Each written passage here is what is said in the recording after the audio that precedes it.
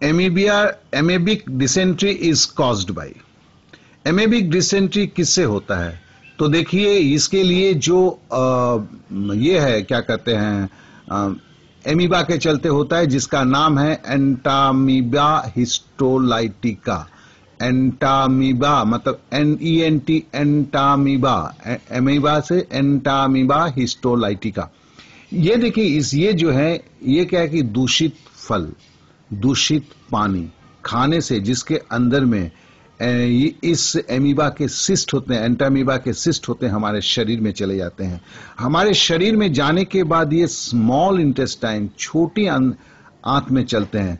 अब ये जो मैंने सिस्ट बोला, सिस्ट मतलब है एमीबा के ऊपर एक आवरण चढ़ा हुआ रहता है, जिससे उसे क्या है कि उससे ये हजारों साल तक जिंदा रह सकते हैं। हमारे आंत में जब तक वो पहुंचते हैं उसके बाद वो एक्टिव होते हैं।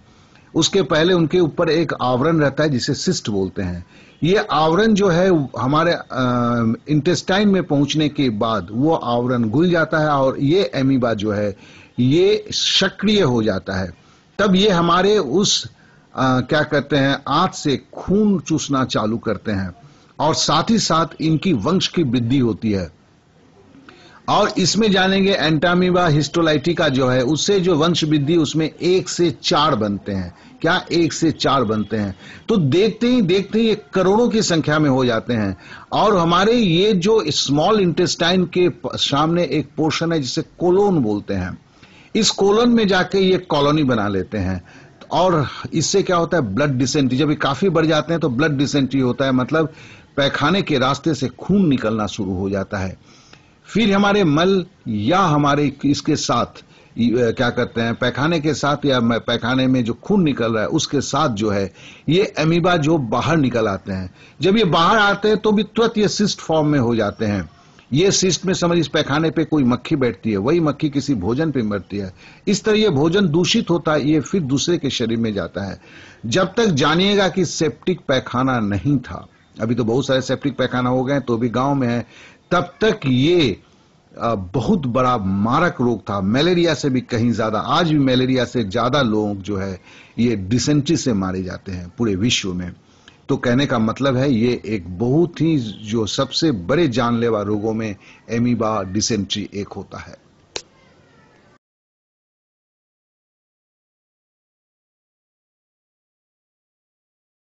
DNA test was developed by, देखिए रिपीट क्वेश्चन है, हम जानते हैं कि जेम्स वाटसन और फ्रांसिस क्रिक, तो इन्होंने 1959 में जो है इनको देख रहे हैं कि 1959 का जो इनका फोटो है, बड़े प्यारे चेहरे हैं। तो फिर यह है कि 1953 में इन्होंने सबसे पहले डीएनए, क्रोमोसोम के अंदर में जो डीएनए होता है, डीएनए किस स्वरूप में होता है, देखिए यहां 2 फीते की तरह देख रहे हैं, उसके बारे में बताया था। तो किसने बताया था? जेम्स वाटसन ने और फ्रांसिस क्रिक ने। और किस साल इन्होंने डेवलप किया था? 1953 में।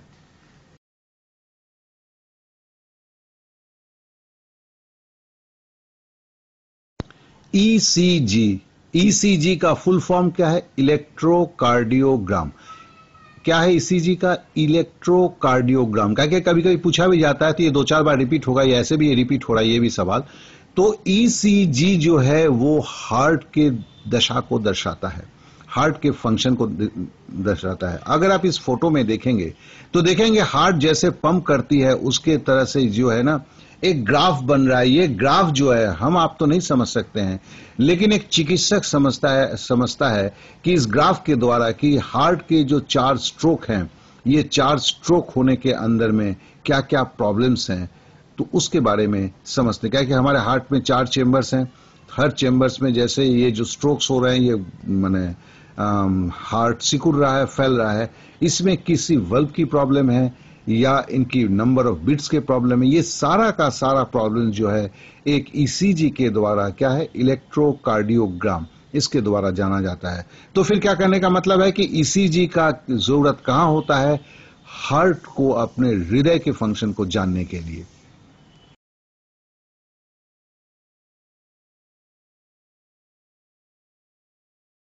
Which of the following is incorrect, ये तो दिया हुआ था उसमें, तो क्या गलत है? तो एड्स कॉज एनोजेनिटल वार्ट्स, ये गलत है, क्योंकि आपके सेक्सुअल ऑर्गन पर एड्स का कोई असर नहीं होता है। एड्स क्या करता है? एड्स आपके प्रतिरोध क्षमता के लिए, जो हमारे शरीर में एंटीबॉडीज जो है, उसमें कौन से एंटीबॉडी जो है आपके शरीर के प्रतिरोध क्षमता को बनाए रखता है, वो है टी सेल्स। बेसिकली वो उसमें बहुत ज्यादा मुख्य होते हैं T4 सेल्स। तो ये जो एड्स के जो वायरस हैं, उन टी सेल्स को पे अटैक करते हैं और टी सेल्स को अपने में ढाल लेते हैं। मतलब टी सेल्स अब शरीर की आपका सुरक्षा नहीं करता है, बल्कि ये दूसरे टी सेल्स पर आक्रमण कर देता है। तो HIV जो है, जिसमें एक एड्स है, तो एड्स जो है ये आपके एनोजेनिटल ऑर्गन्स पर कोई असर नहीं करता है। ये शरीर के प्रतिरोध क्षमता को खत्म कर देता है। ये शरीर के एंटीबॉडीज जो टी सेल्स है उसको अटैक करता है।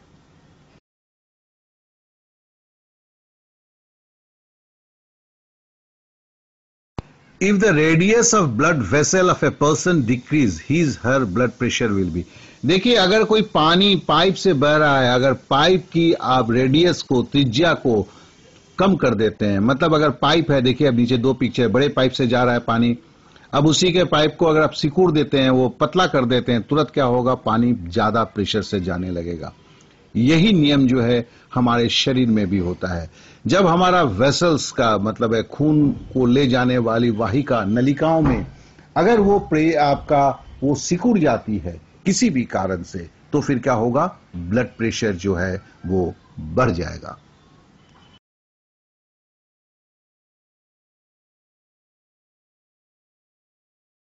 सेल और tissue death with in a living body is called. हम जीवित हैं, लेकिन हमारे शरीर के कुछ अंग, कभी ये बेसिकली होता है काफी ज्यादा चोट या धक्का लगने पर होता है, ये सारी चीजें वो मर जाते हैं।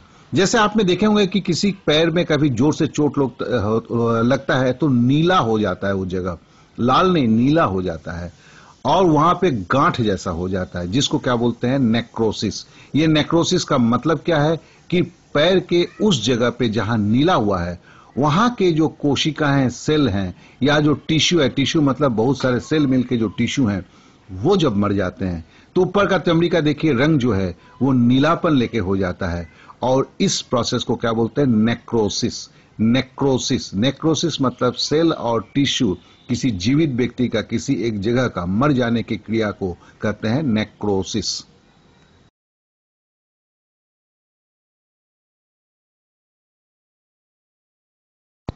Insufficient blood supply in human body is referred as.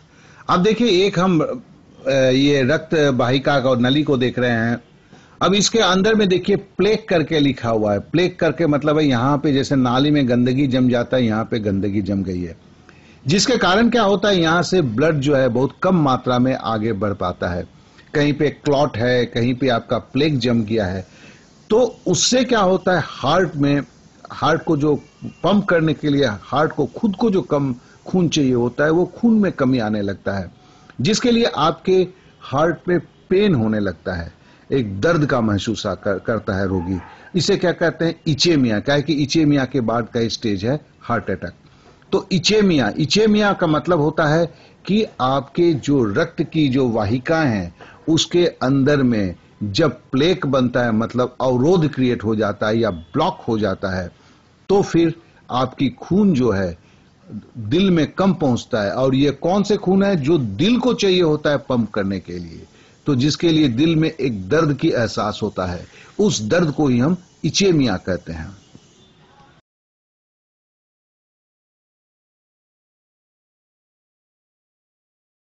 देखिए, ये सवाल भी रिपीट हुआ है। डीप फ्राइड फूड, काफी ज्यादा तेल में तला हुआ, या एक तेल को से बार बार चीजों को तलना, उसमें होता है कार्सिनोजेनिक होता है। कार्सिनोजेनिक का मतलब होता है शरीर के प्रति बहुत ज्यादा खतरनाक चीज। और ये क्या होता है? ये हाइड्रोकार्बन्स हैं। हाइड्रोकार्बन्स, हर तेल जो क्या होता है वो हाइड्रोकार्बन्स होते हैं, क्योंकि उसमें हाइड्रोजन भी होता है और कार्बन के मॉलिक्यूल्स हैं। तो यहां सवाल पूछा गया था, deep fried food materials are carcinogenic because they are rich in क्योंकि उसमें क्या होते हैं, बहुत ज्यादा हाइड्रोकार्बन्स के चेन्स होते हैं, तेल में हाइड्रोकार्बन्स के चेन होते हैं।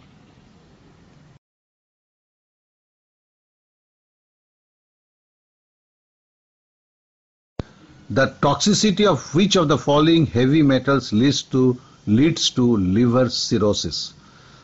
हम जानते हैं कि लीवर में जो है सिरोसिस का, देखिए स्पेलिंग गलती लिखा है, एग्जाम का ही था, उसी को मैंने पेस्ट किया है। CIRRHOSIS होता है, बी नहीं होता है, HO। एनीवे, देखिए हम एक नीचे दो फिगर को देख रहे हैं, एक नॉर्मल लीवर का है और एक लीवर विथ सिरोसिस। अब लीवर विथ सिरोसिस के देखें कि सारे के अंदर छोटे छोटे ब्रिस्टल क्या कहते हैं, फोड़े की तरह निकले हुए हैं। ये लीवर जो है कोई काम का नहीं होता, ये शरीर के खून को, क्योंकि लीवर जो है आपके शरीर के खून की सफाई करता है, तो ये करने के लिए क्या कहते हैं, अब नहीं रहता है। तो सिरोसिस जो है वो हैवी मेटल जो है कॉपर के चलते होता है। कॉपर की विष क्रिया से ऐसे सिरोसिस होने के बहुत सारे कारण हैं, जिसमें अगर मेटल से अगर होता है तो अगर किसी कारण से आपके शरीर में कॉपर कुछ दिन से जा रहा है, तांबा आवश्यकता से ज्यादा, तो आपके लीवर में लिवर सिरोसिस हो जाता है, फिर मृत्यु तो अनिवार्य होता है।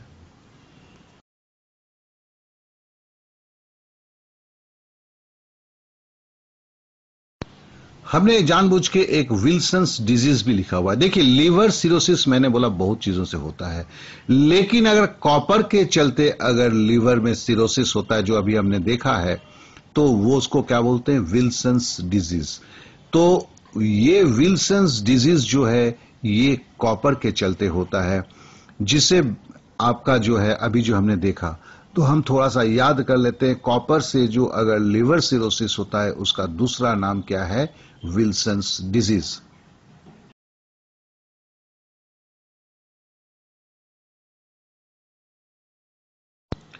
Typhoid is caused by, typhoid किससे होता है, टाइफॉइड एक बैक्टीरिया से होता है, जो आप देख रहे हैं अभी, इसका नाम है सैल्मोनेला टाइफाई। सैल्मोनेला टाइफाई से आपका टाइफॉइड होता है, टाइफॉइड में बुखार आता है, जिसको हम टाइफॉइड फीवर कहते हैं। तो हम टाइफॉइड जानते हैं बैक्टीरिया के चलते होता है, इस बैक्टीरिया को क्या बोलते हैं, सैल्मोनेला टाइफाई। और इस टाइफॉइड में क्या होता है, फीवर होता है, जिस ज्वर को हम टाइफॉइड ज्वर या टाइफॉइड फीवर बोलते हैं।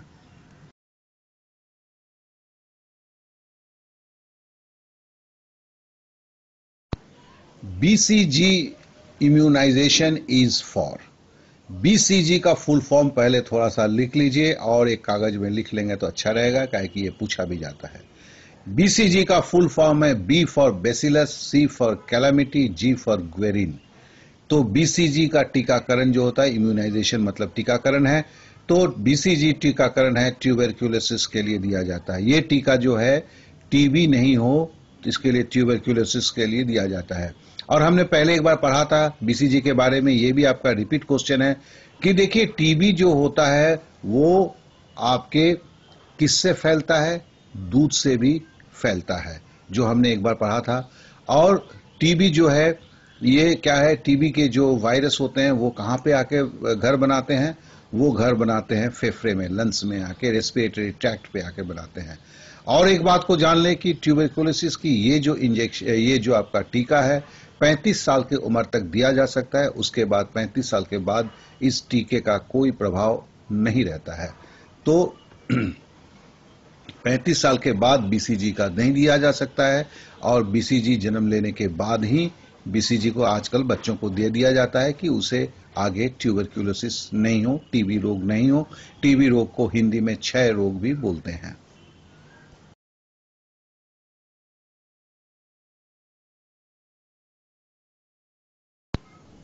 Besides carbohydrate, a major source of energy in our food is constituted by, देखिए हम जो खाना खाते हैं कार्बोहाइड्रेट होता है। कार्बोहाइड्रेट अगर ज्यादा होता है तो कार्बोहाइड्रेट किस में तब्दील हो जाता है, फैट्स में, चर्बी में, ठीक है ना। तो फैट्स क्या है, एक कार्बोहाइड्रेट्स का ही एक कंडेंस्ड रूप है, एक संघनित रूप है, जिससे भी शरीर को एनर्जी मिलता है। तो फैट्स जो है कार्बोहाइड्रेट्स ही चेंज होता है फैट्स में, जब शरीर में इसकी अधिकता हो जाती है। तो कार्बोहाइड्रेट जो है हमारे फूड में जो अगर शक्ति की जो कैलोरी वैल्यू हम जब कैलकुलेट करते हैं, क्या है कि शरीर भोजन में हम किससे कैलकुलेट करते हैं? कैलोरी से। तो कैलोरी में जब है कार्बोहाइड्रेट का छोड़ के भी ज्यादा, सबसे ज्यादा कैलोरी किससे मिलता है? फैट से मिलता है, वसा से मिलता है, चर्बी से मिलता है।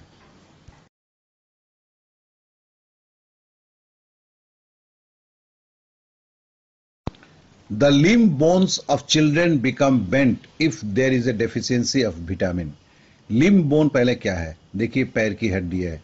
लोअर लिम्ब बोन्स में क्या देखिए, एक हड्डी फीमर है। फिर आपकी जो हम बोलते हैं घुटने की चकती बोलते हैं जिसे, उसे पेटेला बोलते हैं। उसके बाद के नीचे क्या हड्डी जो है उसे टिबिया बोलते हैं। उसके नीचे का है फिबुला है। और ये सब मिलके लोअर लिम्ब है। और ये बेंट कैसे हो जाता है? देखिए एक बच्चे की एक टांग को हम देख रहे हैं, ये बेंट हो जाता है। यही जो है बेंट हो जाता है। और ये बेंट होने का कारण क्या है? हम पहले भी पढ़ चुके हैं। विटामिन डी की अगर कमी होती है तो हड्डी शक्त नहीं बन पाता है, हड्डी में जोड़ नहीं आ पाता है, जिसके कारण हड्डी जो है मुड़ जाते हैं। तो विटामिन डी अगर कम होता है तो पैर की हड्डी की मुड़ जाने की संभावना बहुत ज्यादा होता है।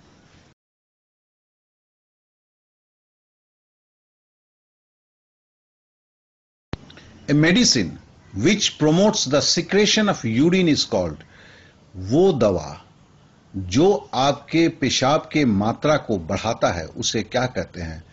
तो उसके बोलते हैं डायूरेटिक बोलते हैं। क्या बोलते हैं? डायूरेटिक। डायूरेटिक जो दवा है वो आपके पेशाब के मात्रा को बढ़ाता है। जिन लोगों को पेशाब कम होता है उन्हें कौन सी दवा देते हैं? डायूरेटिक देते हैं। डायूरेटिक से पेशाब की मात्रा जो है बढ़ती है।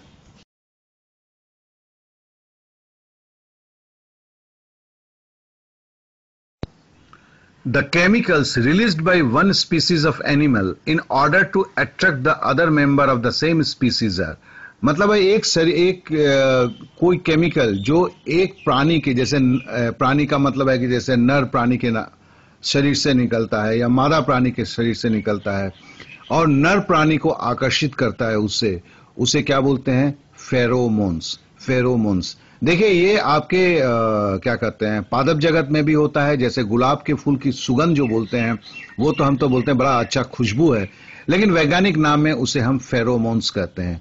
उसी तरह मादा हरिन के शरीर से जिसको गंध निकलता है, जिससे आपके जो नर हरिन जो आकर्षित होते हैं उसका भी नाम है फेरोमोन्स। तो फेरोमोन्स जो है ये क्या है कि एक तरह की सुगंध है। जैसे हम हरिन में के बात किए तो हरिन में एक बात हमें भी है, कस्तूरी मृग जो होता है उसके नाभि में ये होता है जिससे वो दूसरे जो है आकर्षित होते हैं। तो फेरोमोन्स का मतलब होता है the chemical released by one species of animal in order to attract the other member of the same species is called pheromones.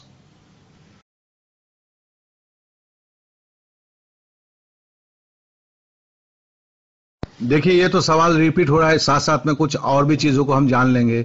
Jaundice is cause due to the infection of, jaundice कहाँ की infection होने से होता है? तो jaundice liver के infection से होता है। जॉन्डिस के लिए बैक्टीरिया जो है उसको HAV, HBV, HCV, HDV या HEV कहते हैं।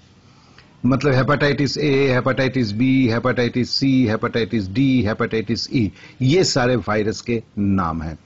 ये छोड़ के भी आपका अल्कोहल ज्यादा, आप शराब पीते हैं तो भी आपको जॉन्डिस हो सकता है।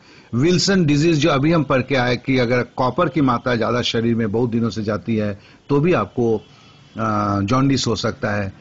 ऑटो इम्यून हेपेटाइटिस भी होता है, तो ये दूसरे तरह से होता है। तो कहने का मतलब है कि अगर दूसरे शब्दों में बोलें तो लीवर के खराबी से, जिसमें बिलिरुबिन का बहुत ज्यादा स्रवन होने लगता है, बढ़ने खून में आने लगता है, तो उसका नाम जो है जॉन्डिस है।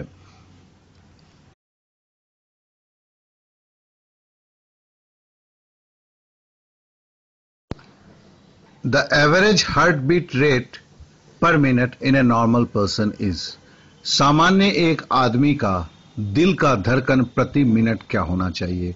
तो वो 72 होना चाहिए। लेकिन साथ साथ कुछ बातों को और भी जान लें। जो अच्छा एथलीट होता है, जो खिलाड़ी होता है उसके हार्ट बीट जो है ना वो कम होते हैं, जैसे 49 से 54 के बीच में रहते हैं। तो कहने का मतलब ये है, और जिनका हार्ट क्या कहते हैं, जिनको बहुत ज्यादा हार्ट की प्रॉब्लम है उनका हार्ट बीट जो है ज्यादा होता है, जैसे 82, 83 प्लस। तो ये कहने का मतलब क्या है, हार्ट का पोजीशन जो है आपके शरीर के बारे में बताता है। अगर आप ज्यादा स्वस्थ हैं, खिलाड़ी ये काफी ज्यादा स्वस्थ होता है तो उसका देखिए 49 से 50 होता है, उसका 50% तक बढ़ जाता है। एक सामान्य व्यक्ति का 72 होता है, और जिनको हार्ट की बीमारी है उनका तो धड़कन 82 से है। तो मतलब ये जितना नीचे की तरफ होगा आपका शरीर उतना स्वस्थ होता है, और जितना आपका दिल की धड़कन प्रति मिनट बढ़ता है वो आपके शरीर की स्वास्थ्य की को सही नहीं बताता है, बोलता है कि आपके स्वास्थ्य में प्रॉब्लम है।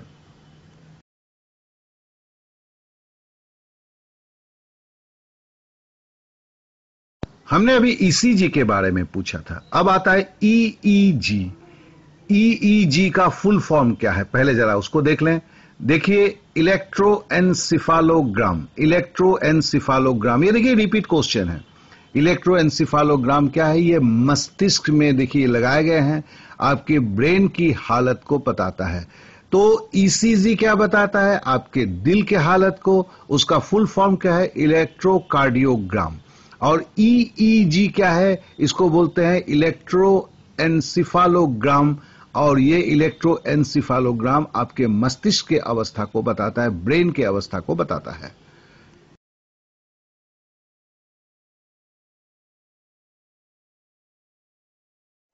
The colour of yellow milk is slightly yellow due to the presence of, आपका गाय का जो दूध है वो थोड़ा सा आपका पीलापन लिए हुए होता है।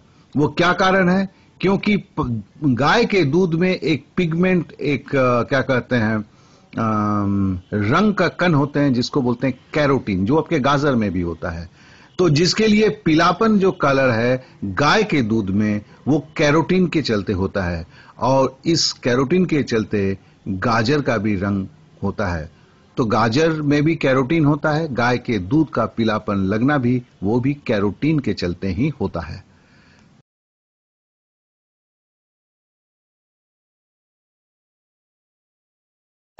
Diphtheria. Which one of these is a communicable disease?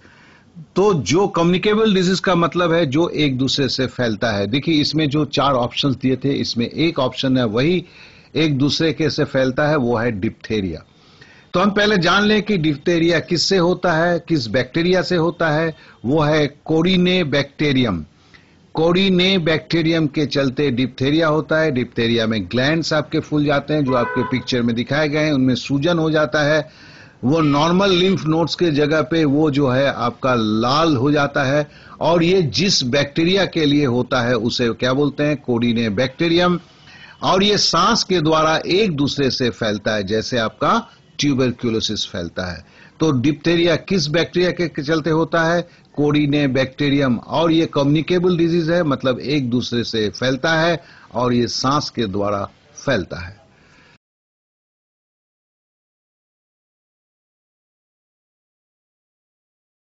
अब देखिए फिर से रिपीट सवाल आया है, the concentration of which of the following disease in anaemia. तो हम जानते हैं कि एनीमिया का अभी तक मैं बोल रहा था कि रक्त के लाल रक्त कण के कमी से एनीमिया होता है। लाल रक्त कण जब शरीर में कम हो जाते हैं तो फिर उस रोग को नाम बोलते हैं पीलिया या ये क्या कहते हैं, एनीमिया। लेकिन देखिए आपके जो क्या कहते हैं ऑप्शंस में जो है, ऑप्शंस में आरबीसी नहीं दिया हुआ है, रेड ब्लड सेल्स नहीं दिया हुआ है, रक्त के लाल कण नहीं लिखा हुआ है, उस जगह पे हेमोग्लोबिन लिखा हुआ है। जी हाँ, हेमोग्लोबिन जो है वो आरबीसी रक्त के लाल रक्त कण का एक दूसरा नाम है। तो हम फिर से एक बार अपने जो भी हमने पढ़ा हम उसको कर लें। एनीमिया जो है रक्ताल्पता इसको बोलते हैं, रक्त के कण की कमी के कारण होता है, वो लाल रक्त कण के कमी के कारण होता है। लाल रक्त कण को हेमोग्लोबिन कहते हैं। और ये एनीमिया जो है बेसिकली आयरन की कमी, लौह तत्व की कमी और फॉलिक एसिड की कमी के कारण होता है। ये रोग जो है लड़कियों में ज्यादा होता है, लड़कों में थोड़ा कम होता है।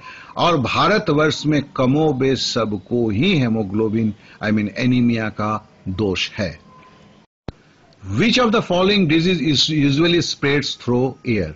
देखिए वहां जो 4 नाम दिया उसमें एक नाम है ट्यूबरक्यूलोसिस। आप इसमें देख रहे हैं जिसको टीबी हुआ है उसकी सांस के साथ अगर उसके सामने कोई है वो खांसता है या सांस लेता है और दूसरे की मुंह काफी नजदीक होता है तो उसे भी ट्यूबरक्यूलोसिस होने की चांसेस होता है। ट्यूबरक्यूलोसिस के जो बैक्टीरिया होते हैं वो कहाँ घर करते हैं? वो आपके हार्ट के जो लंग्स में आपके करते हैं, मतलब फुसफुस में वो घर करते हैं। और ये जो बैक्टीरिया का क्या नाम है? ट्यूबरक्यूलोसिस किस बैक्टीरिया के द्वारा होता है? माइकोबैक्टीरियम के द्वारा होता है। और इसके साथ साथ क्या है? ट्यूबरक्यूलोसिस दूध के से भी फैलता है। तो ट्यूबरक्यूलोसिस का बैक्टीरिया का नाम माइकोबैक्टीरियम है। ट्यूबरक्यूलोसिस बेसिकली एक सांस की रोग है क्योंकि ये बैक्टीरिया आपके लंग्स में घर कर जाते हैं और एक की सांस अगर दूसरे के शरीर में जाता है उसे भी ट्यूबरक्यूलोसिस होने के चांसेस होते हैं। Cereals are rich source of. Cereals क्या है? देखिए आप देख ही रहे हैं, चावल, मकई, गेहूं, ये सब को हम सीरियल्स बोलते हैं। इसके अंदर में बहुत ज्यादा स्टार्च होते हैं। देखिए दलहन में जो है, दलहन में प्रोटीन ज्यादा होता है। चावल, गेहूं, मक्का, इन सारे चीजों में क्या होता है? आपके स्टार्च बहुत ज्यादा होते हैं, मतलब कार्बोहाइड्रेट्स बहुत ज्यादा होते हैं। फिर से क्वेश्चन रिपीट हो रहा है, small pox is caused by. Small pox किस से होता है? देखिए स्मॉल पॉक्स तो वायरस से होता है जिसको बोलते हैं वेरियोला वायरस। तो स्मॉल पॉक्स किससे होता है? डबल वी वेरियोला वायरस से होता है। आप देख रहे हैं कि ये स्मॉल पॉक्स में जो छोटी मात्रा होता है तो शरीर के ऊपर छोटे छोटे ब्लिस्टर्स के जैसे मतलब फोड़े निकल आते हैं। इसके अंदर में ये जो है, इसके अंदर में जो है विरोला वायरस का भयंकर कॉलोनी रहता है, करोड़ों की संख्या में रहते हैं ये।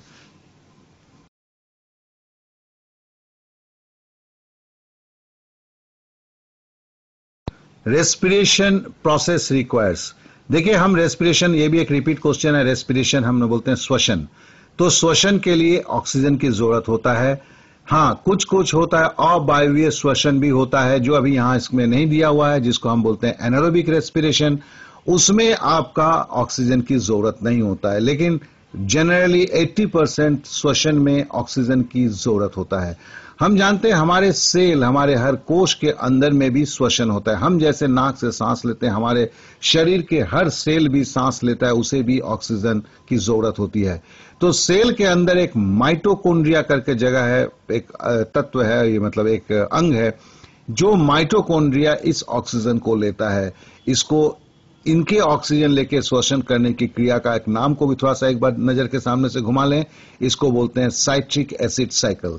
साइट्रिक एसिड साइकिल जो होता है वो माइटोकॉन्ड्रिया के अंदर में होता है। माइटोकॉन्ड्रिया हमारा पावर हाउस है जहां हम रेस्पिरेशन, सांस लेते हैं।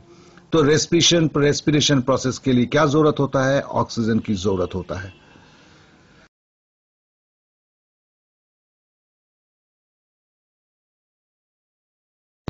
देखिए ये भी एक रिपीट क्वेश्चन है जो थोड़ा आप घुमा के चालू हुआ है। A vitamin requires cobalt for its activity. The vitamin is, एक विटामिन है जिसको कोबाल्ट की जरूरत होता है। तो हमने एक विटामिन के बारे में पढ़ा था, that is the vitamin B12। इसको क्या बोलते हैं? सियानो कोबालामिन। सियानो कोबालामिन के अंदर में खुद ही बता रहा है, हम पहले कर चुके हैं कि इसके अंदर में जो मेटल होता है वो कोबाल्ट होता है। तो विटामिन B12 जो है उसको कोबाल्ट, उसमें कोबाल्ट होता है और उसको एक्शन करने के लिए भी कोबाल्ट की जरूरत होती है। तो सियानो कोबालामिन जो है विटामिन B12 है, उसमें कोबाल्ट होता है और उसको एक्टिव एक्शन करने के लिए भी कोबाल्ट की ही जरूरत होती है।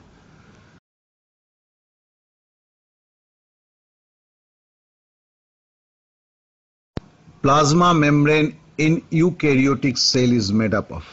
देखिए दो तरह के सेल होते हैं, सेल के आवरण होते हैं, मतलब सेल होते हैं, पहले जान लीजिए। एक प्रोकैरियोटिक है, एक यूकैरियोटिक है।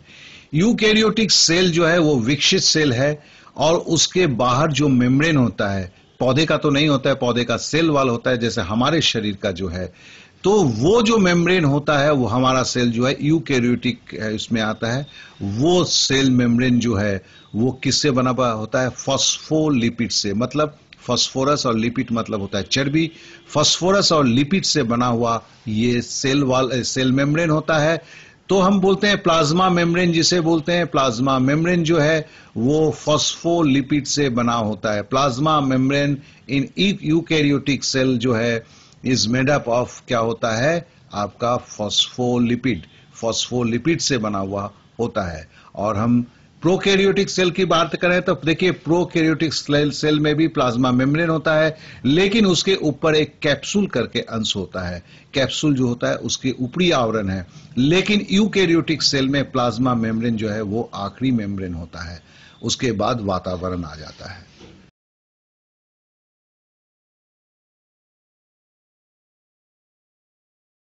Which one of the following is also called the power plants of the cell? अभी हमने किसी सेल का पावर हाउस या पावर प्लांट क्या होता है? जहां पे आपकी बेसिकली क्या होता है? शक्ति पैदा होता है। तो ये किसी भी सेल के अंदर माइटोकॉन्ड्रिया बोलते हैं। माइटोकॉन्ड्रियन एक को अगर बोलेंगे तो माइटोकॉन्ड्रिया, बहुतों को बोलेंगे तो माइटोकॉन्ड्रियन बोलते हैं। तो माइटोकॉन्ड्रिया के अंदर जो है श्वसन होता है, रेस्पिरेशन होता है, और यहां से ऊर्जा का उत्पन्न होता है। ये हमारे हर कोशिका को जो ऊर्जा मिलता है उसका कारण है माइटोकॉन्ड्रिया, जहां पे श्वसन होता है। और इस श्वसन का नाम भी हम पहले एक बार सुना था, वो है साइट्रिक एसिड साइकिल। तो माइटोकॉन्ड्रिया के अंदर रेस्पिरेशन के प्रोसेस का क्या नाम है? Citric acid cycle.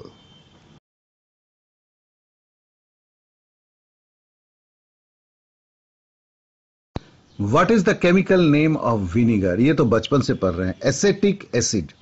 Acetic acid जो है उसी का दूसरा नाम है, हम जो खाते हैं मतलब टेबल विनीगर के रूप में, वो है एसेटिक एसिड। एसेटिक एसिड है, विनीगर का दूसरा केमिकल नाम है acetic acid.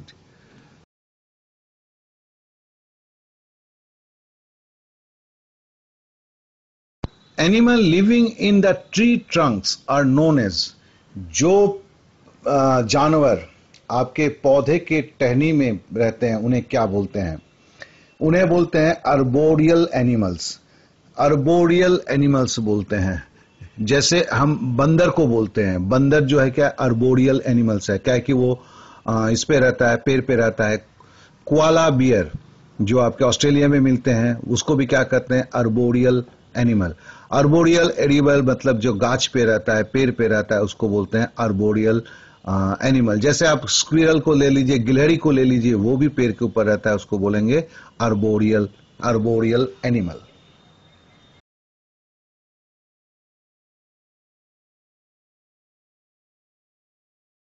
What happens a person who received the wrong type of blood? अगर खून चढ़ाया जा रहा है किसी में और गलत ग्रुप का खून चढ़ जाता है तो क्या होता है? उसका जो टेक्निकल नाम है वो है आरबीसी एग्लूटिनेट। RBCs agglutinate. तो क्या होता है कि उसके जो एंटीजन है, दूसरे जो आपके शरीर की जो एंटीबॉडी है उसके साथ मिलकर थक्का हो जाने लगता है, जिसके कारण हम उसको एग्लूटिनेट बोलते हैं। तो जब किसी एक व्यक्ति को खून चढ़ाया जा रहा है और गलत खून चढ़ जाता है तो उस प्रक्रिया को क्या बोलते हैं? आरबीसीज एग्लूटिनेट बोलते हैं। और ये अगर ज्यादा मात्रा में चढ़ गया तो मौत भी हो जाती है। तो what happens to a person who receive the wrong type of blood? इसको बोलते हैं द आरबीसीज एग्लूटिनेट।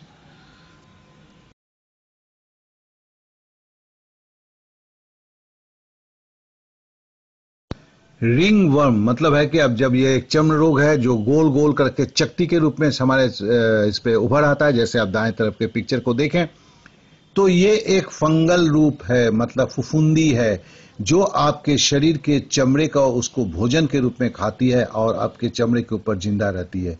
तो रिंग वर्म जिसे खुजली बोलते हैं हम, तो खुजली क्या है? खुजली किसके कारण से होता है? रिंग वर्म के चलते होता है। रिंग वर्म कोई कीड़ा नहीं है बल्कि एक ये फुफुंदी है, फंगल है, ठीक है ना। और रिंग वर्म से क्या होता है? देखिए आप हाथ के ऊपर गोल रूप के एक चकती कर दिखती है, इसीलिए इसको हम रिंग वर्म बोलते हैं। लेकिन ये कोई कीड़ा नहीं है बल्कि एक फंगल इन्फेक्शन है, फंगस के चलते होता है, फुफुंदी के चलते होता है।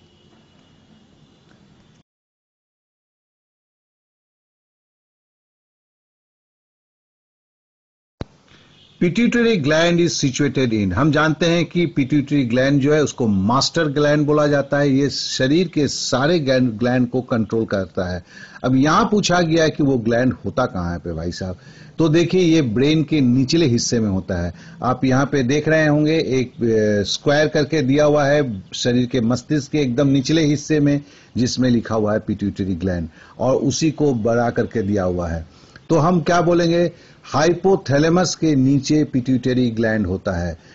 तो पिट्यूटरी ग्लैंड के ऊपर क्या होता है, हाइपोथैलेमस होता है, या हाइपोथैलेमस के नीचे पिट्यूटरी ग्लैंड होता है।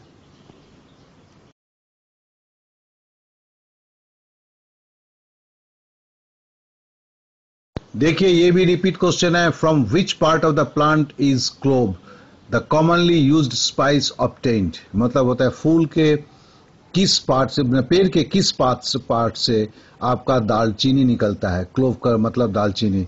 देखिए यहाँ पे कुछ मजदूर है, फूल के वो टहनी को तोड़ के लाए हैं, वहां से दालचीनी निकाल रहे हैं। ये आपका हरे रंग का दिख रहा है, ये जब सूख जाएगा तो यही आपकी दालचीनी बन जाएगी। दूसरी तरफ पेड़ पे लगा हुआ है। देखिए ये फूल की कली है, जिसे खिलने के पहले इसे ले लिया जाता है, फिर इसे सुखाया जाता है, यही दालचीनी बनता है। इसी का नाम है, इंग्लिश में क्लोव बोलते हैं। तो क्लोव जो है वो फ्लावर बड है।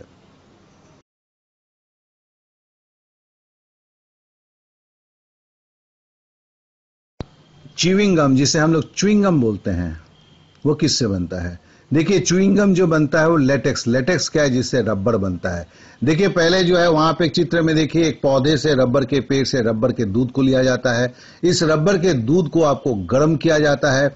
गर्म करने के बाद इसमें कुछ रसायन मिलाए जाते हैं, चीनी मिलाए जाते हैं, फिर इसे रोल के आकार में, जैसे रोटी बेलते हैं उसे बेल लिया जाता है, रोलिंग किया जाता है, तो आपका च्युइंग गम बन के तैयार हो जाता है। तो च्युइंग गम का मतलब है अब कच्चा रबर, चीनी मिला हुआ कच्चा रबर को चबाते हैं, उसी का नाम है chewing gum.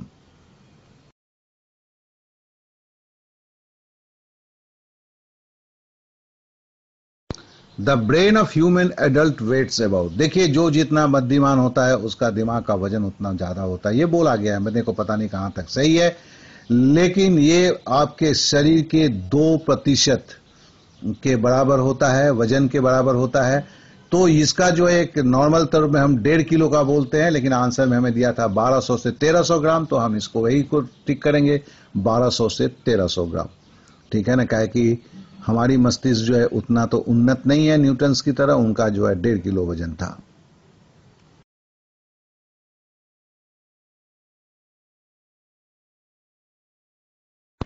How many bones are there in the human body, शरीर में आपकी कितनी हड्डियां हैं। देखो भैया मेरे से तो अच्छा लगे रहो मुन्ना भाई में, मुन्ना भाई ने बोला था कि 206 हड्डियां हैं, मैंने तो गिना नहीं, उसने गिन के बोल दिया था संजय दत्त ने कि कितना हड्डी है, 206। और याद रखेंगे हमारे चेहरे में कितनी हड्डियां हैं, 14 फेशियल बोन्स है। तो चेहरे में कितने हड्डी हैं, पूरा खोपड़ी में नहीं, केवल चेहरे में जो है हमारे 14 हड्डियां हैं। ये भी याद रखना जरा जरूरी है।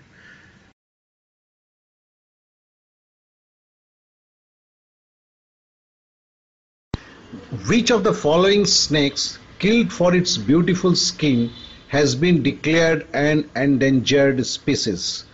कौन सा सांप है जिसके खूबसूरत चमड़े के कारण उसे मारा गया और अब वो एक लुप्त प्राणी की श्रेणी में रखा गया है? और वो है देखिए रसल्स वाइपर। रसल्स वाइपर को हिंदी में या बिहार में इसको गेहुअन सांप बोलते हैं। इसकी जो आप भी देख रहे हैं सांप को, इसके चमड़े काफी सुंदर होते हैं और जिससे लोग बेल्ट, जूती वगैरह बनाया करते थे, जिसके कारण इस सांपों की संख्या इतनी तेजी से घट गई है कि अब ये एंडेंजर्ड स्पीसीज में रखे गए हैं।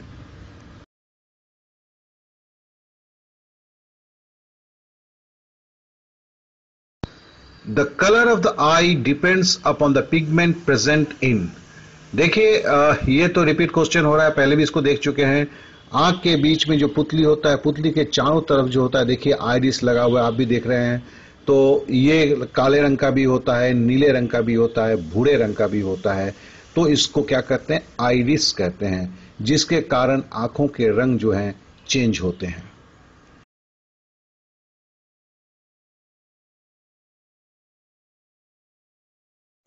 The ability of the eye to see in the dark is due to the production of an purple pigment known as, देखो इसको रेटिनिन कहते हैं। रेटिनिन जो है एक पिगमेंट होता है जो बेसिकली आपके क्या बोलते हैं, वायलेट कलर का होता है, और इस वायलेट कलर के रेटिनिन के चलते भी अंधेरे में भी हम एहसास करते हुए कुछ हम देख सकते हैं। देखिए, हम जो आंखों में कलर्स जो देखते हैं वो हम जानते हैं रॉड एंड कोन्स, इसके चलते होता है।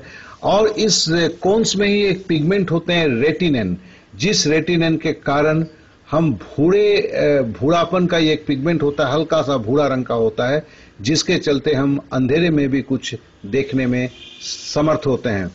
तो the ability to the eye to see in the dark is due to the production of a purple pigment known as रेटिनिन।